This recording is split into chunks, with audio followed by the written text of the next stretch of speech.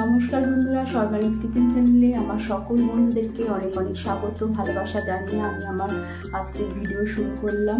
সকলকে একটু ভালোবাসা জানালাম, তার সাথে আমি আমার শ্রদ্ধেয় শ্বশুরমশাই যে এইগুলো ত্যাগ করে পরলোক গমন করেছেন তার প্রতি আমার শ্রদ্ধা এবং আমার প্রণাম জানিয়ে আমি আজকের ভিডিওটি শুরু করলাম। এতদিন তো আমি ভিডিও দিতে পারিনি, সেটা তোমরা জানো। আজকে আমি তোমাদের সামনে একটি নিরামিষ পটল আলু ডালনার রেসিপি নিয়ে এসেছি।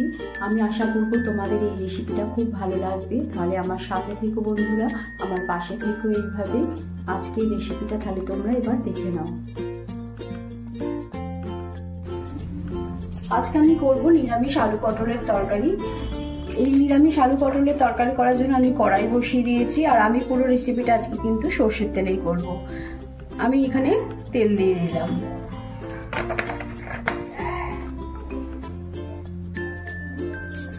আমি প্রথমে আলুগুলোকে ভেজে নেবো। আমি এখানে দুটো আলু দিচ্ছি।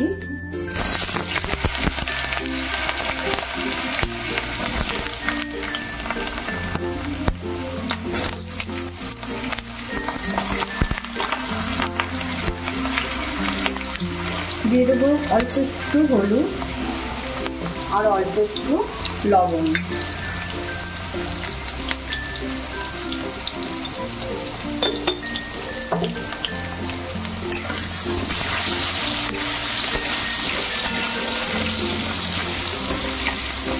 আলুগুলোকে বেশ বাদামি বাদামি করে আমি ভেজে নেব। দেখো আলুগুলো আমার ভাজা হয়ে গেছে, আর ভাজতে ভাজতে কিন্তু প্রায় 60% মতন সেদ্ধ হয়ে গেছে। গ্যাসকে কমিয়ে একটু ভেজে নিলাম। এবার আমি তুলে নিচ্ছি। এবারে আমি এই তেলের মধ্যে দিয়ে দেবো পটল। এখানে আমার 300 গ্রাম পটল আছে।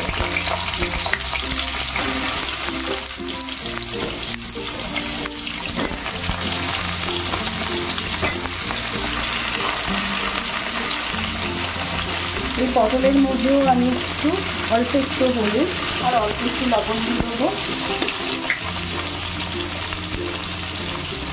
দিয়ে ভালো করে আমি বাদামি বাদামি করে বেশ ভেজে নেব। গ্যাসে কিন্তু ফ্লেম কম করেই ভাজতে হবে। হাই ফ্লেমে দিলে কী হবে, লাল লাল হয়ে যাবে, কিন্তু ভিতরটা ভালো করে ভাজা হবে না। যত ভালো ভাজা হবে তত কিন্তু এই নিরামিষ আলু পটলের তরকারি খেতে টেস্ট হবে।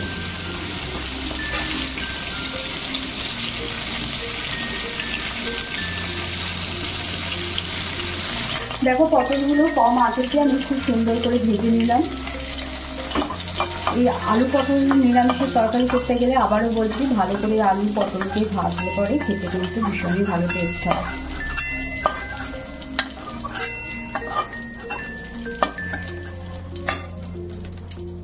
এবারে এর মধ্যে আমি দিয়ে দেবো আর একটুখানি অল্প করে, একদমই অল্প করে একটু তেল দেবো।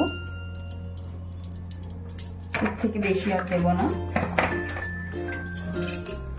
1 চামচের মতন কড়াইতে আমার তেল রয়েছে। এবার দিয়ে দিচ্ছি একটা তেজপাতা আর একটু গরম মশলা ফোড়ন। গরম মশলার মধ্যে লবঙ্গ, দারচিনি, এলাচ, আর দিয়ে দেবো একটু হিং।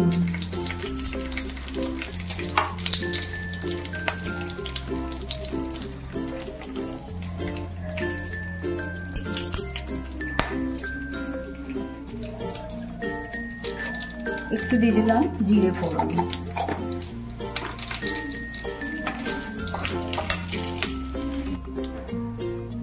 এবারে আমি ফোড়নটা ভাজা হয়ে যেতে আদা আর কাঁচা লঙ্কা বাটা দিয়ে দিচ্ছি। আমি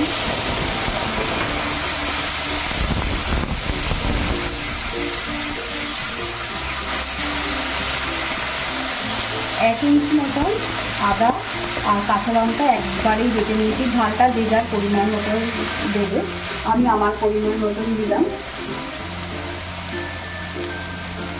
আদা আর কাঁচা লঙ্কাটা একটু নাড়াচাড়া করে নেবো কয়েক সেকেন্ড, কাঁচা ভাবটা কেটে দেওয়ার জন্য।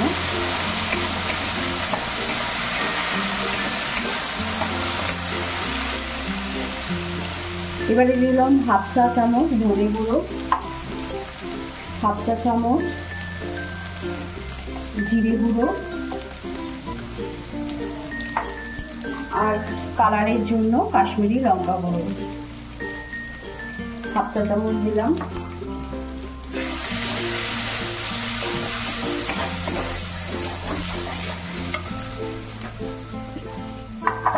একটা মিডিয়াম সাইজের টমেটোকে আমি পেস্ট করে নিয়েছি, সেই টমেটোর পেস্টটাকেও দিয়ে দিলাম।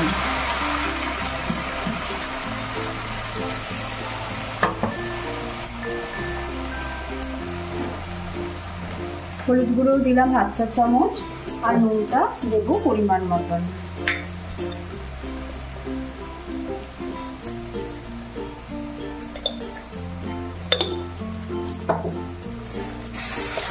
এবারের কাজটা হলো মশলাটাকে খুব ভালোভাবে কষানো, এবং গ্যাসের ফ্লেমটাকে কিন্তু আবারও মিডিয়াম ফ্লেমে রেখে, লো টু মিডিয়াম ফ্লেমে রেখে ভালো করে মশলাটাকে কষাতে হবে।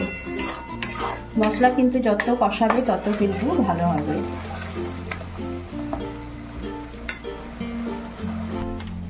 দেখো ওইদিকে মশলা কষাতে কষাতে আমি আর একটা পেস্ট করে নেবো। আমি নিয়ে নিয়েছি কাজু, গোটা কাজু বলে তোমরা দেবে 4-5টা কাজু দেবে, আমি এখানে ভাঙা কাজু বলে 10 টুকরোর মতন দিলাম। আর দিলাম কিশমিশ। আমি আর কিন্তু পটলের তরকারিতে যেহেতু আর মিষ্টি দেব না, আমি একটু কিশমিশের পরিমাণটা বেশি দিয়ে দিলাম। বেশি বলতে এখানে প্রায় 12-14টা কিশমিশ রয়েছে। এবার আমি এটাকে পেস্ট করে নেব। দেখো এবার যে কাজু আর কিশমিশের পেস্টটাকে আমি দিয়ে দিলাম। একটু মিক্সারে জলটা দিয়ে আর একটু 2 মিনিটের মতন এই পেস্টটাকে নাড়াচাড়া করে নেব।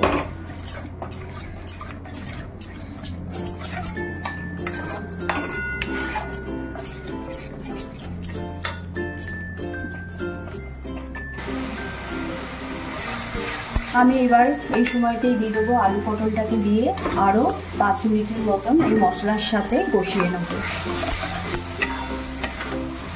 তবেই কিন্তু আরও ভালো টেস্ট হবে। অবশ্যই কম আঁচে করে কষাবে।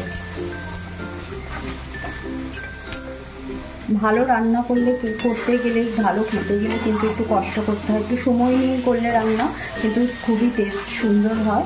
আর একটা পদ দিয়েই আমার মনে হয় খাওয়া হয়ে যায়, এবং পদটা খুব সুন্দরও হয়।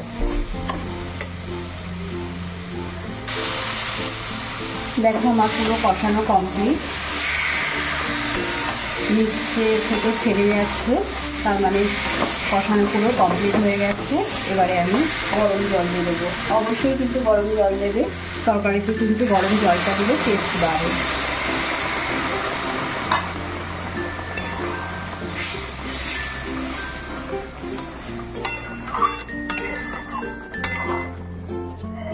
পটল তো প্রায় সেদ্ধ হয়ে এসছে, আলুও 60%-এর মতন হতে কিন্তু আর বেশি সময় নেবে না, তার সাথে কষানোও হয়েছে। এবারে আমি সেদ্ধ করা পর্যন্ত অপেক্ষা করব।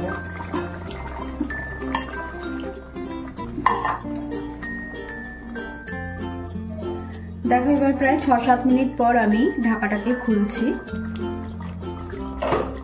আর গ্যাসের ফ্লেমটাকে আমি বাড়িয়ে দিলাম। এতক্ষণ ধরে কিন্তু আমি একদম লো টু মিডিয়াম ফ্লেমে রেখেছিলাম। এবার আলুগুলো দেখো পুরো সেদ্ধ হয়ে গেছে, পুরো একদম। এবার একটু ভালো করে ফুটিয়ে নেব। সমস্ত তরকারি কিন্তু লাস্টে যদি একটু ভালো করে ফুটিয়ে নাও, তার কিন্তু ভালো খেতে টেস্ট হয়।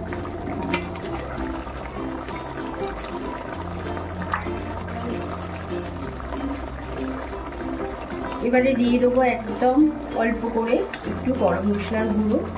আর এই গরম মশলার গুঁড়ো আমার বাড়িতে বানানো, সব কিছুই থাকে। আর দিয়ে দেবো অল্প একটুখানি ঘি। নিরামিষ রান্নাতে ঘি গরম মশলা দিলে কিন্তু টেস্ট বেড়ে যায়।